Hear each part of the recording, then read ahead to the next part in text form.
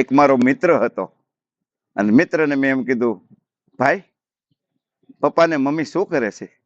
તારા બા બાપુજી શું કરે છે? અને મારા મા બાપની તો તમે વાત કરો માં.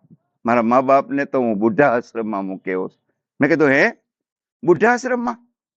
તને એટલી નો શરમ આવી? મા બાપને નો સાચવી થઈ ગયો? તમે આ વાત જવા દો એમ કીધું તો મને મારા મનમાં દુઃખ લાગ્યું. મિત્રને મેં કીધું, તું જા, અત્યારે મને બહુ દુઃખ થયું છે. પછી મેં એક સંતને જઈને વાત કરી અને સંતને મેં કીધું કે એક મારો મિત્ર હતો ને એના મા બાપને બુઢા આશ્રમમાં મૂક્યા હોય, એનો મને હૃદયથી દુઃખ થયું છે. તો સંત કહેવા લાગ્યો કે ભલે ને મૂકે એવો, એમાં શું વાંધો? જો તમારા જેવા સંત એમ કે ભલે એના મા બાપને મૂકે એવો, તો મારે જેવા માણસો તો બધા સંસારમાં વાતો કરવાના જ છે.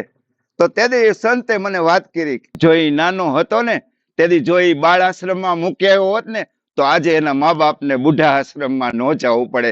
એટલે તો કહેવાય છે કે જનની જન તો ભગત જન કા દાતા ને સુર, નિતર રહેજે વાંજણી મત ગુમાવીશ નૂર. હે માં, જન્મ આપને તો કોઈ ભગત નો આપ, કા દાતાર નો આપ, અંતારાથી એકેય નો દેવાય ને તો માં તું વાંજણી રહેજે, તું વાંજણી રહેજે.